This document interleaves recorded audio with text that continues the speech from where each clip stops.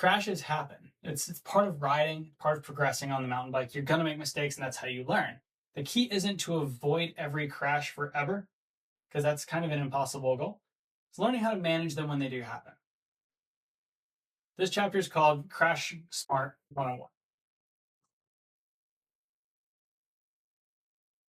And the goal is to help you understand what to do when things go wrong, how to protect your body, how to spread out the impact forces, how to minimize your injury risk when you can't ride it out. Because no matter how experienced you are, eventually gravity wins. If you can control how you hit the ground, you can turn what could have been a serious crash into a story instead of a setback. When we crash, it's not the speed that hurts us, it's the sudden stop. Let's apply a little bit of physics here.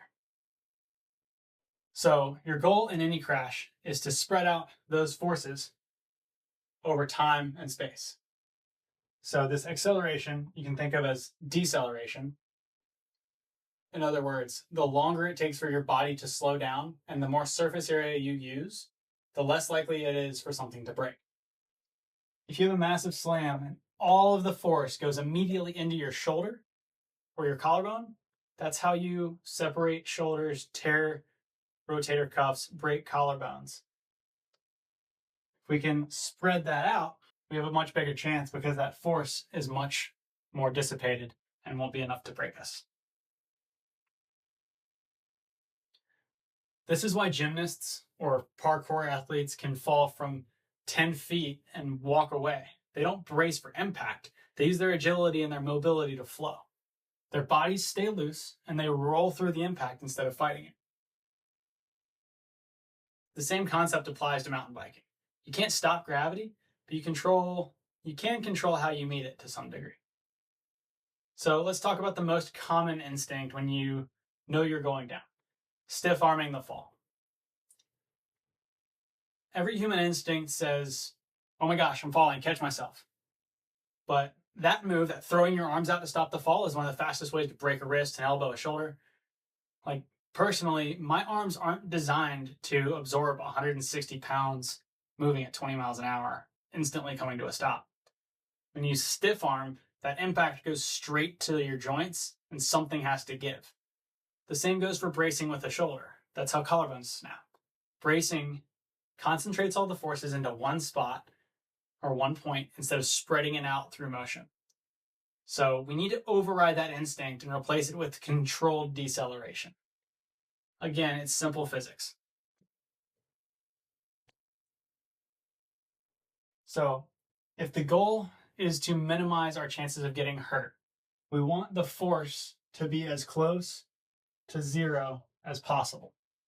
So if you think of mass and acceleration being the two variables, or the two factors that we have control over, when we multiply these two things we have control over, we're going to equal that force that is going to be the impact that eventually our body has to manage. So we want this to be as close to zero as possible. So both of these we want to make as small as possible. Now, there's not much you can do to instantly drop mass. We weigh what we weigh. Muscles are more important than being frail. Our muscles do more to protect us than they do to hinder us in this situation. So the answer is not losing weight. The big key here is going to be acceleration. By getting our acceleration number as close to zero as possible, we'll also get force as close to zero as possible. Because even if this is 400 pounds, but our acceleration we can drop to zero, when we multiply that, anything times zero is zero. So if the goal is to get the force as close to zero as possible, let's start with mass. What can we do? If you can't ride it out, if you're getting sketchy and you can't stay on your bike, even if going off the trail and riding away isn't an option, let it go. Ditch your bike, chuck it. I don't care if you paid $100 for your bike or $10,000 for your bike. It's so much easier and cheaper to repair your bike or replace it than it is to repair or replace your body. For one, you're not replacing your body. And we all know what medical bills cost in this economy. If you don't want to find out. So hanging onto your bike and going down with the ship just tangles you up and adds more weight to the crash. So the extra 30 or 50 pounds of your bike or e-bike adds mass to that crash equation. So if you go down holding your bike, all of that mass makes this force heavier. If you chuck your bike and crash just by yourself, you're already decreasing that force by decreasing the mass. Now to address the deceleration component. Thinking about our body, just think about your body for a second. Take inventory of your entire body. Where can we draw the longest straight line across your body's surface that can also become a smooth, continuous contact patch with the ground when you're flying through the air head first? You might laugh, but there's actually an answer. Can you think of it? It's from the outside of one pinky finger to the outside of the opposite pinky toe, or at least from the outside of one hand to the outside of the opposite hip. And that line runs like this across your back. Which brings me to introducing the dive roll. If you don't know what a dive roll is, learning it can be a bit of a head scratcher for most adults, but it's a fundamental skill for all gymnasts and free runners that have mastered the art of controlled deceleration. And it's very learnable, no matter how old you are. The goal of the dive roll, or the shoulder roll, is simple. Convert an impact into a controlled motion. Here's what you do. Imagine you're going over the handlebars. Spot your landing and aim for it with your hands. If you know that you're going down, quickly scan for the softest, smoothest patch possible. Grass, dirt, even a flat rock garden or roots are better than sharp boulders or a hard berm or trees. Then tuck your chin, get your head out of the impact line to protect your neck and spine. Then with soft arms, you're going to catch the ground with the outside of your hands, picking which side you're going to roll over, and guide the forces and guide the ground down your forearm, to your upper arm, to your shoulder. And your shoulder is going to make the first contact with the ground of your back. Your arm is there to decelerate you and guide the ground to your shoulder, and then you're not going to land on your shoulder. You're going to roll over your shoulder. That's what initiates the roll. From there, you're going to spread out the force. From there, drawing a straight line from that shoulder to the opposite hip, you're going to roll across your back diagonally and a ball as smoothly as you can. Once you get to your hip, tuck your opposite leg and knee under and rotate up onto your feet, or at least to a sitting position. And if you're going really fast and you need to roll up onto your feet and over into a second shoulder roll, do it again. The goal is to spread out the force of the crash and make the crash last longer, as long as you don't run into anything.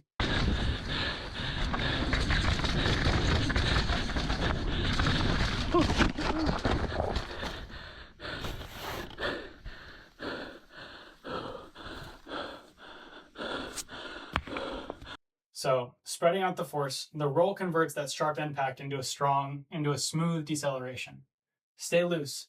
Rigid bodies break. Relaxed bodies roll.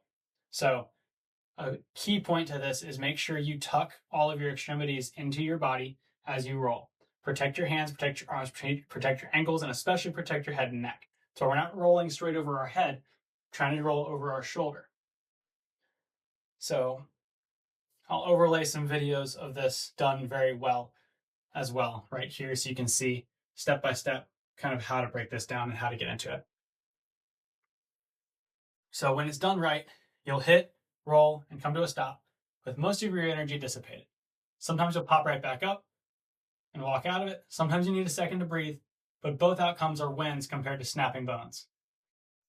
If you are able to jump off the bike and land feet first, then you can use your legs to decelerate yourself first before leaning in to that shoulder roll. So even the joints of the most flexible ballerinas have limits, but rounded rolling surfaces are endless.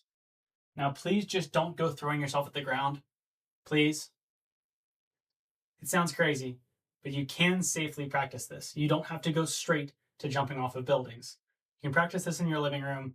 You can practice this on your bed, on a mattress, and work yourself up to be able to do a dive roll, so that when you are in the unfortunate over the bars, oh crap, I'm gonna crash situation, you can start training your body now so that it is able to tuck and roll on autopilot. Drill number 1, grass rolls. We used to do these as a kid, you know? Remember when we were kids and could just roll around and jump around and bounce and roll and move easily? Well, we lost those abilities because we stopped moving like that. It's not because we got old. We let ourselves get old and stiff by sitting around still and not running around all day. So we can do this again by reintroducing those things, those movements. Doesn't matter how old you are. So start on a grassy hill, soft, grassy field, somewhere soft. From a kneeling position, tuck your chin, lead with one arm, and roll over your shoulder to the opposite hip. Practice on both sides. You might prefer your left, you might prefer your right. Sometimes we don't get to choose which way we're getting tossed off the bike, so practice both. Just practice rolling. Practice getting used to that rolling motion of rolling over your shoulder to your hip. If you want a pro tip, what I would suggest doing, and what I did with Allie when she got her first downhill bike, was we found a local parkour gym. A lot of local parkour or gymnastics gyms often will have open gym sessions for adults, or adult classes. And there will be plenty of safe, soft mats or foam pits or things you can dive into. And if you show up and tell them that you're a mountain biker and you want to learn how to crash safer and you want to learn how to do a dive roll, they'll be pumped. Anybody at a gymnastics gym or a parkour gym will be so excited to help you and teach you how to do a dive roll or how to do a shoulder roll. And they'll think it's the coolest thing ever that you're a mountain biker and you want to learn how to crash safer. So great people there. It's a great community, just like our mountain bike community, and a really fun overlap. A good thing to do in the off season too. You can't eliminate every crash, but you can decide how you handle them. Remember Jeremy Clarkson's line, speed doesn't kill you. It's the sudden stop that does. Your job is to stretch out that stop and stay mobile. When you feel yourself going over the bars or losing balance, just remember, don't brace for impact. Ditch the bike, forget about the bike, tuck and roll, let the momentum do its job. Every time you practice, your brain rewires that instinct from panic to presence. Because smart riders don't just ride fast, they crash smart so that it doesn't take them out. Now let's move on to some ways that you can prepare your body to further minimize your risk of injury. In the next chapter, we'll start building your baseline strength to build bulletproof joints in as little as 15 minutes a day.